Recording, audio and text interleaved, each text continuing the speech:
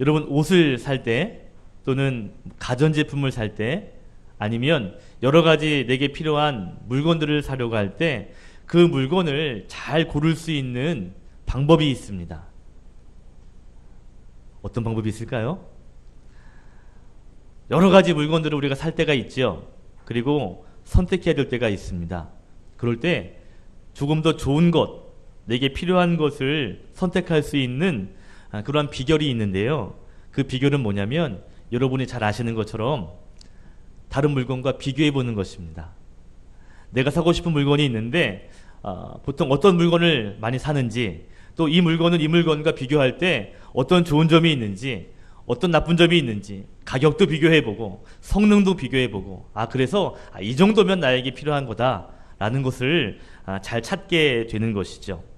이 비교를 통해서요, 이것이 가지고 있는 장점, 단점을 파악하게 됩니다. 그래서 그 물건의 진정한 가치를 발견하게 되는 것.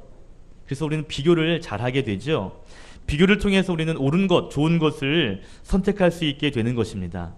그렇다고 해서 너무 많은 비교를 하게 되면요, 실수할 수 있어요. 옷 살 때 있잖아요. 옷 살 때 이것도 괜찮아 보이고 저것도 괜찮아 보이고 계속 고르다 보면 처음에 고른 게 좋았는데 라고 할 때도 있죠. 그러니까 너무 지나치게 비교하는 것 문제가 되지만 적절한 기준으로, 또 좋은 기준으로 비교해 보면 그러면 좋은 것을 살 수 있는 요령이 되는 것이죠. 물건만 아니고요, 사람도 마찬가지입니다. 여러분, 사람을 만나게 되고 그 사람을 알게 되고 또 평가하게 될 때 여러분, 우리가 사람은 오래 지켜봐야 되거든요. 그 속, 마음, 그 사람의 성품, 그 사람의 스타일을 한눈에 보기란 쉽지가 않습니다. 그런데 그 사람을 빨리 파악할 수 있는 방법은 뭐냐면 비슷한 또래 가운데 좋은 사람과 비교해 보면, 그러면 이 사람은 어느 정도 사람인지 어느 정도는 파악할 수가 있죠. 예를 들면 그런 게 있습니다. 미용실을 가는데요, 급하게 미용실을 가야 돼요. 내가 가는 미용실이 아닌 다른 미용실을 가게 돼요. 어쩔 수 없이 미용을 하게 됐습니다. 머리를 다듬게 되는데, 그러면 이 사람이 실력이 있는지 없는지 단번에 알 수 있는 방법이 있어요. 뭔지 아세요? 잘라보면 알죠. 그런데요, 내가 자주 가는 미용실의 그 미용원과 비교해 보는 것이죠. 그러면 실력이 있는지 없는지 딱 알 수 있습니다. 맞죠? 예, 비교해 보는 것, 이것은요, 그것의 가치를 알 수 있게 된다는 겁니다. 자, 오늘 제가 이 비교에 대한 이야기로 설교를 시작하고 있죠. 그 이유가 있습니다. 왜냐하면 오늘 성경 말씀이 오늘 두 사람을 의도적으로 비교하고 있기 때문에 그렇습니다. 오늘 비교되는 두 사람이 누굴까요? 다윗과 사울, 사울과 다윗입니다. 자, 이 두 사람을 비교하고 있는데, 그렇다면 이 비교를 통해서 누구를 더 조명하고 싶은 걸까요? 다윗일까요? 사울일까요? 다시 한번, 비교를 해서 무언가의 가치를 알고 싶은데, 그러면 그 가치를 알고 싶은 그 진짜 주된 사람은 다윗일까요? 사울일까요? 다윗이죠. 어떻게 할 수 있냐면요, 사무엘상 16장 처음부터 다윗의 기름 부음의 이야기로, 그러니까 다윗의 이야기가 시작되고 있기 때문에 그렇습니다. 그러니까 지금 성경은 다윗의 이야기를 시작하고 있는 거예요. 자, 그러면서 다윗이 어떠한 사람인가라는 것을 보여주는데, 가장 다윗의 가치를 잘 알 수 있는 게 뭐냐면 어떤 사람과 비교해 보는 것입니다. 그러면 이 사람은 정말 괜찮지라는 것을 금방 파악할 수 있게 되거든요. 특별히 16장 1절부터 14절까지는 다윗이 기름 부은 이야기로 시작하고 있거든요. 다윗이 기름 부었대요. 그러나 우리는 정보가 없죠. 다윗이 어떤 사람인지. 그런데 그 뒤에 당시의 왕인 사울과 비교해 보면 다윗이 어떠한 사람인가 라는 것을 조금 더 쉽게 알 수 있게 되는 것이죠. 자, 오늘 성경의 16장의 또 오늘 본문의 내용은요, 비교를 통해서 다윗에 대한 이야기를 본격적으로 시작하고 있습니다. 자, 다윗이 어떤 사람인가? 다윗은 누구인가? 라는 것을 잘 보여주기 위해서는요, 비교되는 사람이 있으면 쉽거든요. 그 비교되는 사람이 누구냐면 당시 이스라엘의 왕인 사울인 것입니다. 자, 여러분, 자, 16장에 보면 이제 다윗이 기름 부음 받고요. 그리고 사울과 비교가 되고요. 그 다음에 17장은 여러분 잘 아시죠? 유명한 골리앗과의 싸움의 이야기가 17장에 기록되어 있습니다. 자, 여러분 그 뒤의 내용을 한번 이해하시고 잘 아시는 내용이잖아요. 그죠? 자, 보세요. 자, 17장에 보면 블레셋 장군 누구죠? 누구죠? 키 큰 거인 누구죠? 골리앗. 골리앗이 이스라엘 진영 앞에 나와서 이야기하죠. 블레셋과 이스라엘 싸움이 이 전쟁에서 다 싸울 필요 없다. 1대1 대장끼리만 싸워보자. 이기면 블레셋 장군이 이기면 블레셋이 이기는 것이고 이스라엘이 장군이 이기면 이스라엘이 이기는 것이고. 자, 내가 대표로 나왔으니까 너희도 한 명 나와라. 그러면서요, 지금 골리앗이요 큰 소리 치고 있습니다. 용기 있으면 나와라. 얼마나 설레발을 치는지. 그런데 아무도 골리앗 앞에 서는 사람이 없었습니다. 자, 이때 누가 등장합니까? 누가 등장해야 될 타이밍이에요? 다윗이 등장해야 될 타이밍이죠. 자, 그런데 이 등장할 때 보시면 17장 17절과 18절에 보시면 그 등장한 그 배경이 뭐냐면 다윗의 아버지가 양치는 다윗을 불러요. 그래서 너희들의 형이 지금 전쟁터에 나가 있는데 생사를 확인할 수 없으니까 내가 간식을 준비해 줄 테니 그 간식을 전달하고 돌아오면서 이 형들이 잘 지내고 있는지 생사 여부를 와서 나 아버지에게 좀 알려달라 라고 다윗을 불러서 심부름을 보냈죠. 심부름을 가다가 이 골리앗이 소리치는 걸 듣게 된 겁니다. 그래가지고 아니 어떤 사람이 하나님을 욕하냐고, 내가 싸우겠다고. 그래서 결국에는 이것이 전달돼서 사울 왕에게 전달이 돼요. 사울이 부르죠. 그러면서 다윗에게 얘기합니다. 너는 소년이고 저 사람은 어렸을 때 용사인데 어떻게 네가 싸울 수 있겠냐고. 아, 싸울 수 있다고. 그랬더니요, 갑옷도 입혀주고 보고 여러 개 해보지만 맞지가 않아요. 결국 다윗은 자기에게 편리한 물맷돌을 그리고 5개의 돌멩이를 가지고 골리앗과 싸우러 갑니다. 그죠? 자, 그런데 제가 보고 싶은 것은 뭐냐면 사울과 다윗이 골리앗 때문에 만나게 되는데 보면 내용이요, 마치 처음 만나는 사람과처럼 대화가 됩니다. 여러분 오늘 본문에 보시면 16장 21절에 보면 오늘 수금을 연주하는 자를 불렀는데 다윗이 왔죠. 그때 다윗이 사울의 무기 드는 자가 되었다 그랬습니다. 그리고 그 다음 절에 보면 다윗의 아버지인 이새에게 사람을 보내서 이제 앞으로 다윗은 왕 앞에 있는 사람이 될 것이다 라고 통보를 해줘요. 그죠? 그런데 17장에서는 보면 다시 아버지 집에서 양치다가 다시 아버지 심부름 가다가 또 왕을 만나거든요. 그러니까 16장 앞장에서는 이미 왕의 무기 드는 자가 됐는데 17장에서는 또 다시 아버지 양치다가 다시 또 골리앗을 만나거든요. 뭔가 이게 좀 이렇게 순서가 잘 맞지 않는 것처럼 보이시죠? 여러분은 그냥 무심코 지나가셨는지 모르겠지만 뭔가 지금 순서가 맞지 않습니다. 여러분 이 16장, 특별히 우리가 읽은 14절부터 23절의 내용은요, 성경이 의도적으로 다윗과 사울을 비교하기 위해서 약간 앞으로 배치한 것입니다. 그러니까 먼저 이야기를 이렇게 꺼내온 거예요. 그러니까 순서적으로 이야기를 한 것이 아니라 다윗의 이야기 가운데 이 얘기를 먼저 이렇게 하고 있는 거죠. 왠지 아세요? 다윗이라고 하는 사람이 누구인지를 더 분명하게 보여주기 위해서 다윗과 사울을 비교하는 장면이 바로 오늘의 장면이라는 것이죠. 그렇기 때문에 오늘 우리가 읽을 때 누구에게 집중해야 하냐면 다윗이 어떤 사람인가를 더 집중할 수 있어야 합니다. 사울과 비교할 때 다윗이 어떤 사람인가 라는 것을 찾아야 됩니다. 그리고 여러분 이 다윗의 이야기를 통해서 다윗이 이러한 사람이구나 라는 것으로 끝나는 것이 아니라 다윗이 이러한 사람이었다면 나는 지금 어떤 사람일까? 사울과 가까운 사람인가? 다윗과 가까운 사람인가? 라는 것을 점검하는 시간 또한 되어야 할 줄로 믿습니다. 자, 이제 본격적으로 한번 다윗과 사울을 비교해 볼게요.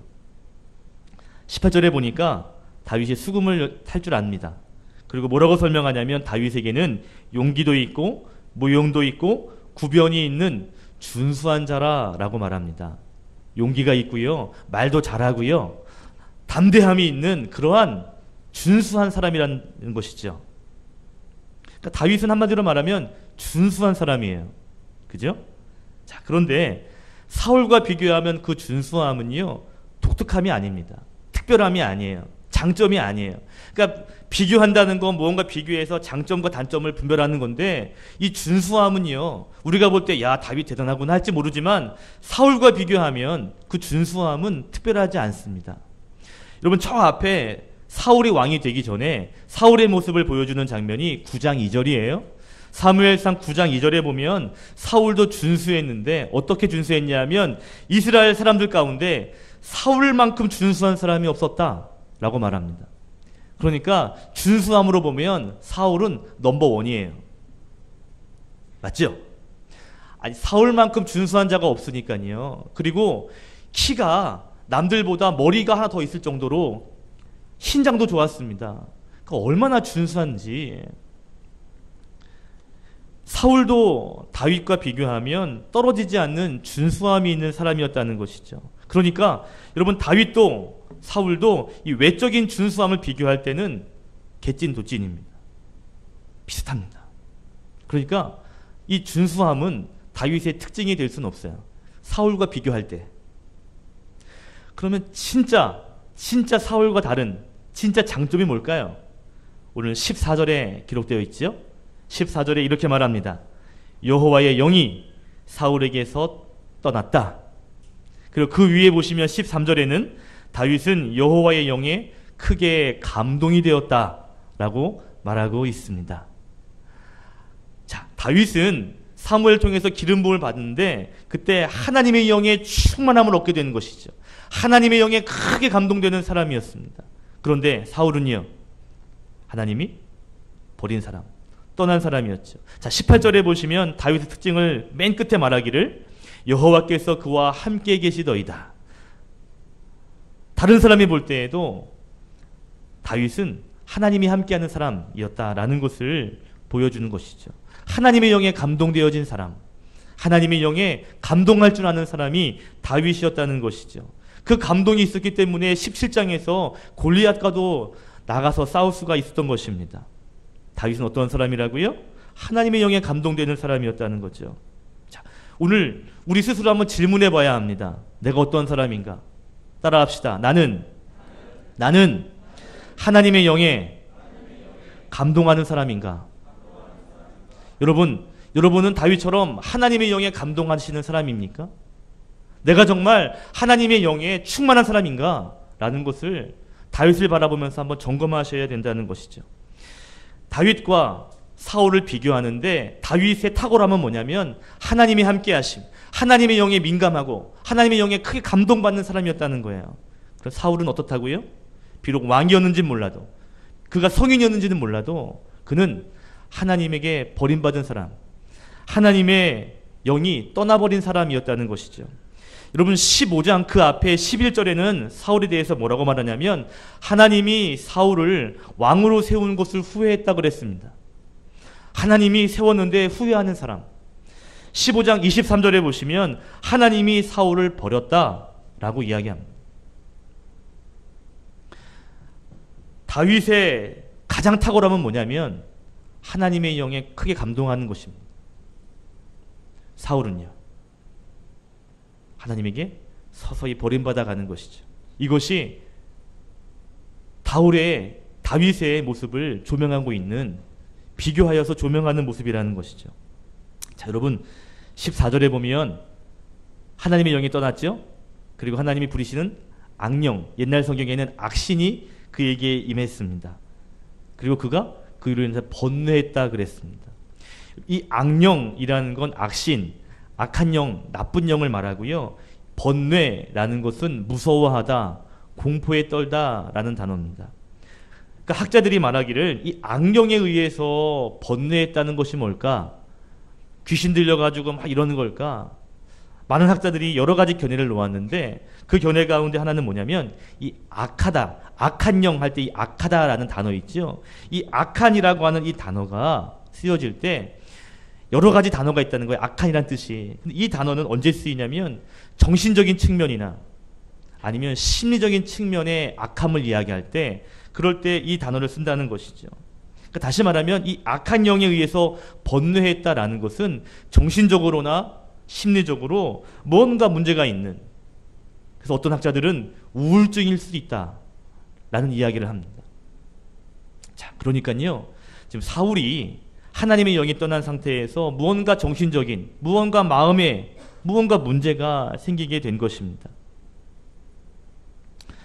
사무엘상 18장 다음 장 10절을 보시면 여전히 악신 때문에 사울이 되어지는 모습이 보여지고 있는데요. 18장 10절에 보시면 악령이 사울에게 힘있게 내림에 그가 집안에서 정신없이 떠들어댔다 라고 18장 10절에 말하고 있습니다. 옛날 성경에는 이 정신없이 떠들어댔다는 것을 야료했다 라고 표현했습니다. 야료가 뭐냐면요, 이유 없이 까닭 없이 막 떠드는 거예요. 뭔가 목적 없이 막 큰 소리 치는 거, 이게 야료거든요. 그래서 영어 성경에 보면 그가 헛소리를 했다 라고 번역되었습니다. 자, 사울은 지금요, 악신에 의해서 뭔가 정신적으로, 뭔가 심리적으로 문제가 있는 상태라는 것을 알 수가 있죠. 자, 보세요. 다윗은 하나님의 영에 충만해가지고 하나님의 영에 감동되고 있는데, 지금 사울은 어때요? 대조적으로 하나님의 영이 충만하지 않죠. 그죠? 오히려 악한 영에 의해서 오늘 고통받아 하고 뭔가 문제가 있는, 번뇌하고 있는 모습을 보여주고 있는 것입니다. 자, 여러분은 지금 다윗과 사울을 바라보며 지금 질문하셔야 돼요. 내가 지금 어떠한 사람인가? 내가 정말 하나님의 영에 감동되어지고 살고 있는가? 내가 정말 하나님과 함께 친밀함으로 정말 하나님의 영에 의하여 살아가는 사람인가? 정말 하나님과 동행하고 하나님과 함께하는 사람인가? 그렇지 아니한가? 다윗을 보면서 여러분 생각하셔야 됩니다. 왕이 되느냐, 성공하느냐, 보통 우리는 그것에 관점이 되는데 그것이 아니라는 것이죠. 하나님의 영에 감동되는 사람인가? 정말 하나님의 영으로 충만한 사람인가? 다윗은 그러한 사람이었다는 것을 오늘 강조하고 있는 것입니다. 여러분, 세상의 가치, 세상의 성공은 얼마나 많이 가졌느냐, 얼마나 많이 높아지느냐일 수 있습니다. 그러나 하나님 나라의 가치는 뭔지 아십니까? 하나님과 얼마나 친밀한가, 하나님의 영이 얼마나 많이 감동하고 있는가, 하나님과 정말 깊은 동행이 있는가 라는 것이, 그것이 하늘나라의 가치인 것이죠. 창세기의 노아를 보면, 노아를 평가할 때 노아는 하나님과 동행하는 사람이었다고 평가합니다. 창세기의 요셉을 볼 때요, 보디발이 종이었던 요셉을 바라보면서 뭐라고 말하냐면, 하나님이 너와 함께하는 사람이구나, 하나님이 너와 함께하심을 내가 보았다 라고 이야기합니다. 오늘 다윗도 마찬가지예요. 18절에 보시면 주변 사람들이 다윗을 추천하는데 그가 이렇게 용모도 좋고 여러 가지가 뛰어나지만 가장 탁월한 것은 하나님이 그와 함께한다 라는 것을 말하고 있는 것이죠. 이것이 바로 다윗과 사울의 차별성이고요, 믿음의 사람이 가져야 할 탁월함입니다. 뭐요? 내가 하나님과 깊은 교제가 있고 하나님의 영에 감동받고 있는 것. 이게 너무너무 중요한 것입니다. 세상 사람들이 부러워할 만한 왕이라 할지라도, 대단한 업적의 사람이라 할지라도 하나님이 버린 사람이 있고요, 번뇌하는 사람이 있습니다. 그런데 아직 소년입니다. 그런데 하나님이 함께하고 하나님의 영에 감동하는 사람이 있습니다. 자, 성경은 이 다윗에게 집중하고 있는 것이죠. 여러분, 다윗을 바라보며 하나님의 영에 민감하고 하나님의 영에 크게 감동하시는, 그리고 하나님과 함께 동행하시는 여러분 되시기를 주님의 이름으로 축복합니다. 축복합니다. 자, 오늘 성경은 사울과 다윗을 의도적으로 비교하고 있습니다. 왜요? 이 비교를 통해서 정말 다윗이 어떠한 인물인가, 하나님이 사용하시는 다윗이 누군가 라는 것을 보여주기 위함이죠. 자, 오늘 이야기를 좀 더 깊이 들어가 보면 사울이 악령에 의해서 번뇌했다 그랬습니다. 15절에 보니까 주변의 신하들도요, 그 사울을 바라보면서 정말 그 번뇌하는 것을 바라보며 안타까워하죠. 그래서 그 다음 절에 뭐라고 왕에게 얘기하냐면 16절 보세요. 수금을 잘 타는 사람을 데려와서 그 사람이 연주를 하면 그러면 왕이 나을 것 같습니다. 라는 이야기를 왕에게 합니다. 그랬더니 그래, 그러면 수금 잘 타는 사람 한번 데리고 와라 라고 한 사람이 누구예요? 그래서 원 사람이 누구예요? 다윗이에요.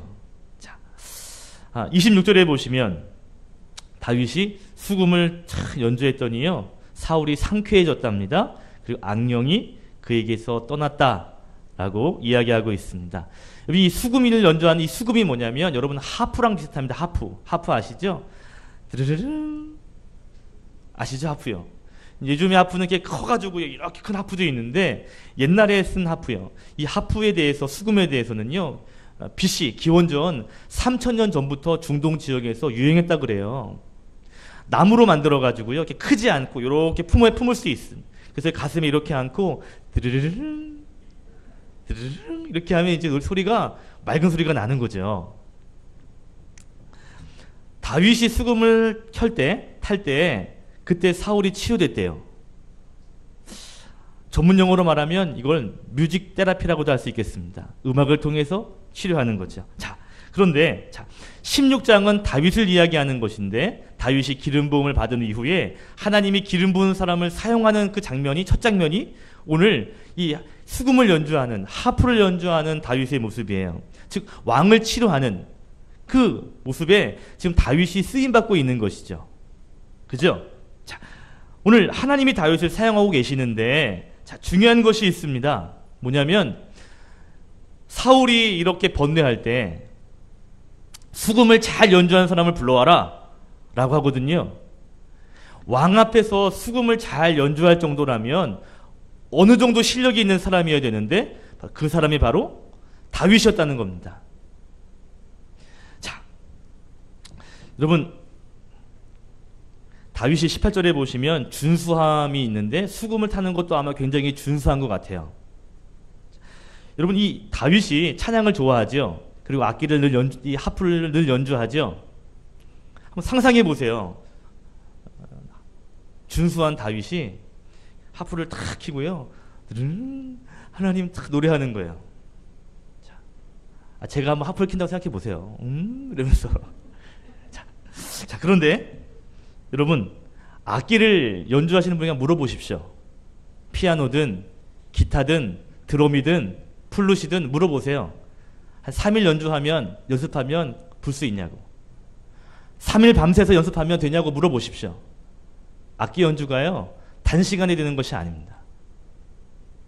제가 어제 청년부 순회를 준비하는 과정에서 저녁을 먹고요 찬양 연습을 하고 있더라고요. 저녁 집회 연습을 하고 있는데 악기를만 연주하고 찬양하는데 드럼이 비어 있어요. 집사님이 좀 늦게 오시는 것 같아요. 그러니까 연습 시간 전에 연습을 하고 있는 거예요.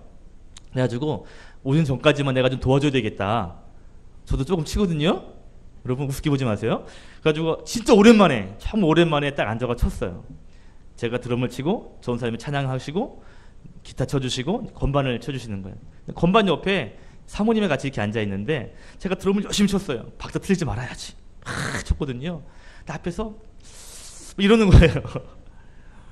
왜 그런 거 봤더니 제가 안 틀리려고요. 얼마나 힘을 줬든지 소리가 너무 큰 거예요. 너무 크다고.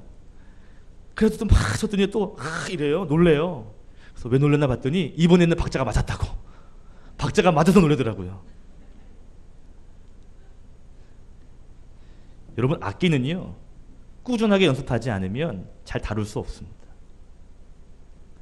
늘 연습하지 않으면 연주는요 이게 잘 되는 게 아니에요.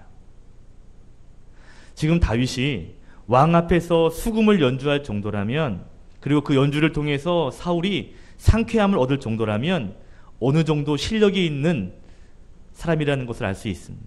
다윗의 이 연주 실력이요 그냥 띠리리리리리 이 정도가 아니에요.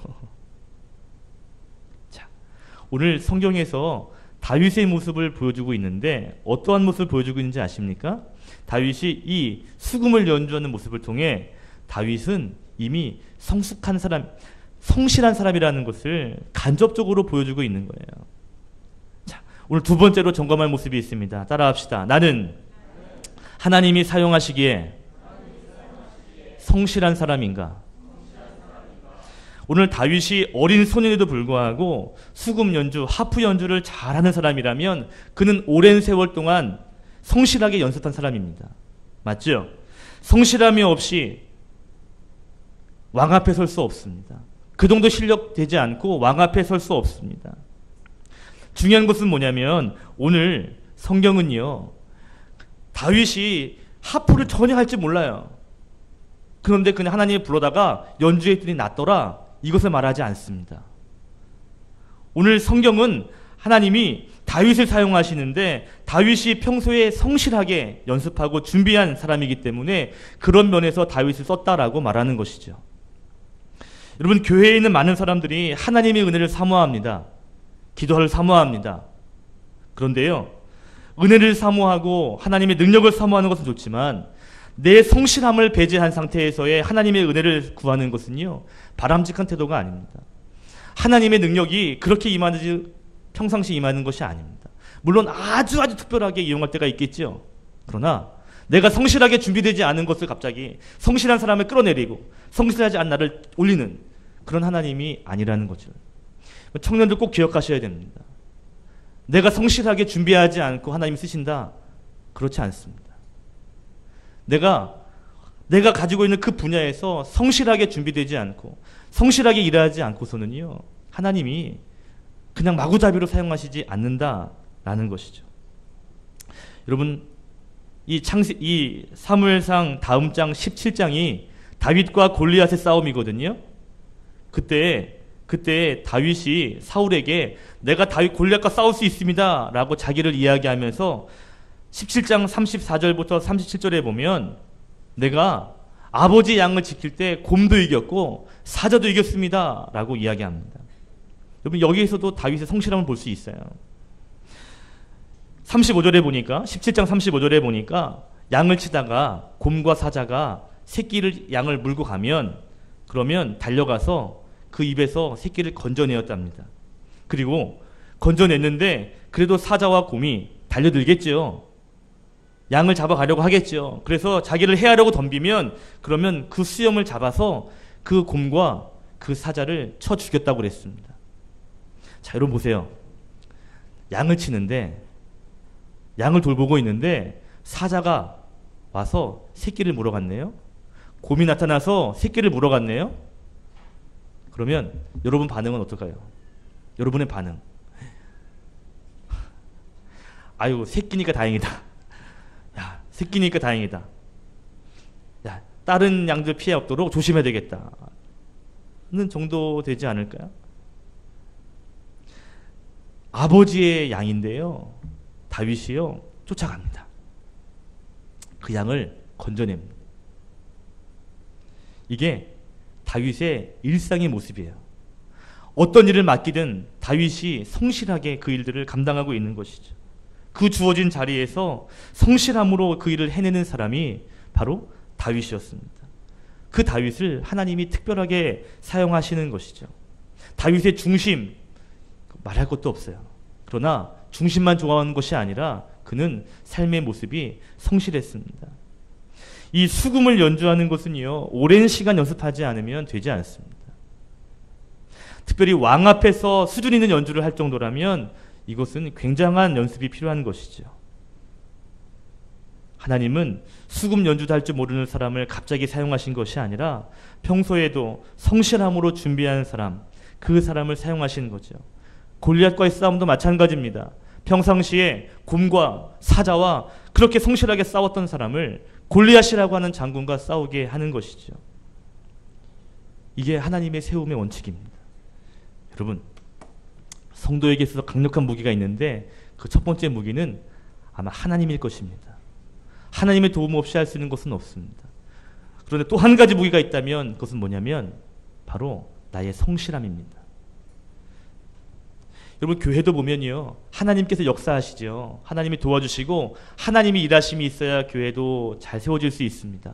그러나 한편으로 우리 성도들의 이 성실함이 없이는 세워지지 않습니다. 자, 마태복음 25장에 보면 유명한 달란트 비유가 나와요. 여러분 달란트 비유 아시죠? 주인이 먼 나라를 가는데 한 사람을 불러다가는 5달란트를 맡겼습니다. 또 한 사람을 불러다가는 2달란트를 맡겼습니다. 그리고 또 한 사람에게는 1달란트를 맡겼습니다. 그리고 돌아왔어요. 오랜 시간 돌아왔겠죠. 일하고 돌아왔는데 보니까 5달란트를 받은 사람은 또 5달란트를 남겨서 10달란트를 주인에게 드립니다. 2달란트 받은 사람은 열심히 일해서 2달란트를 남겼습니다. 그래서 4달란트가 됐죠. 1달란트 받은 사람은 어떻게 했나요? 땅에 묻어두었습니다. 여러분 이 5달란트 우리 손가락으로 5개니까 별거 아닌 것 같지만 1달란트가 6,000일을 일해야 되는 밀당이거든요.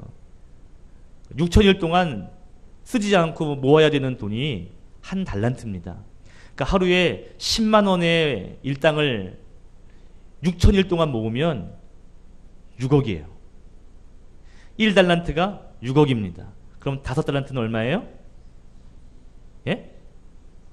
6억인데 1달란트가 6억인데 5달란트니까 6억? 30억이에요. 30억. 뭐 30억 우습죠. 그죠? 여러분 30억입니다.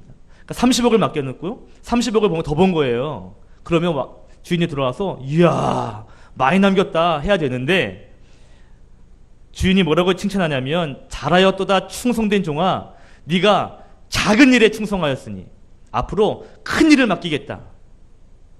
너 이제부터는 주인의 잔치에 참여하게 하마 라고 이야기합니다. 30억을 주고 30억 남겼는데 작은 일에 충성했답니다. 주인이 얼마나 부자인지 아시겠죠? 30억 맡기면서 갈 때도 아유 그래 30억 갖고 30억 찾아와도 아이고 작은 일이구나 할 정도로 어마어마한 거부예요. 주인은요. 이 예화니까요. 자, 2달란트를 남겼습니다. 1달란트가 6억이니까 2달란트는 12억이요. 계산 잘하시네요. 12억이에요. 12억을 가지고 있다가 12억을 남겼어요. 그죠? 그때도 주인이 뭐라고 얘기합니까? 착하고 충성된 종아 네가 작은 일에 충성하였으니 앞으로는 많은 것을 너에게 맡기겠다. 그리고 5달란트 남긴 사람과 똑같이 말하기를 너도 주인의 잔치에 참여하게 해주마 라고 이야기합니다. 2달란트 남긴 사람은 5달란트 남긴 사람과 비교하면 작게 남긴 거거든요. 그럼에도 불구하고 5달란트 남긴 사람과 똑같이 칭찬합니다. 자, 문제는 뭔지 아세요? 2달란트 남긴 사람을 왜 칭찬하는가 하면 성실하기 때문이에요. 여러분 주인은요 그 30억의 수입도요 작은 것으로 봅니다. 그렇기 때문에 12억의 수입도 작은 것입니다. 네가 나에게 많은 것을 남겼구나, 아주 수입이 짭짤하구나, 잘했구나 칭찬하는 것이 아니에요. 네가 작은 일에 충성했구나, 네가 정말 내게 맡겨진 일에 대해서 내가 없어도 성실하게 그 일을 감당했구나, 참 착하다. 그리고는 그를 칭찬한 것입니다. 여러분 1달란트는요 성실하지 않았습니다. 그냥 주인에게 야단맞지만 않으면 될 정도로, 그냥 주인이 오셨을 때 혼나지 않을 정도로만 하면 되지 라는 생각으로 묻어두었다는 거죠. 그때 주인이 종에게 악한 종이라고 합니다. 왜요? 손해를 끼쳐서가 아니에요. 성실하지 않았기 때문입니다. 여러분 성도에게 있어서 성실함은요 굉장히 대단한 무기입니다. 하나님은요 성실한 사람을 칭찬하시고 성실한 사람, 그래서 준비된 사람을 하나님은 사용하시거든요. 그렇기 때문에 성실함이 우리의 무기가 되는 것입니다. 여러분 성도는 2가지 무기를 가져야 돼요. 하나는 하나님이라고 하는 엄청난 무기를 가져야 합니다. 또 하나는 내가 준비된 성실한 무기를 가져야 합니다. 오늘 하나님이 사용하시는 다윗을 바라보면서 내가 어떠한 사람인가 여러분 스스로 점검하셔야 됩니다. 내가 정말 하나님의 영에 감동하고 있는가, 내가 정말 하나님과 민감하게 반응하고 하나님과 동행하는 삶을 살고 있는가 여러분 점검하셔야 되고요. 또 하나 하나님이 나를 사용하실 수 있도록 내가 정말 성실함으로 살고 있는가, 내 주어진 삶의 자리에서 정말 성실하게 살아가고 있는지 여러분 점검하셔야 됩니다. 저는 하나님이 여러분들을 다윗처럼 위대하게 쓰셨으면 좋겠습니다. 오늘 말씀 정리할게요. 다윗처럼 하나님께서 귀하게 사용하시는, 그리고 특별한 일을 감당하시는 믿음의 성도 되시기를 예수 그리스도의 이름으로 축원드립니다. 축원합니다. 기도하겠습니다.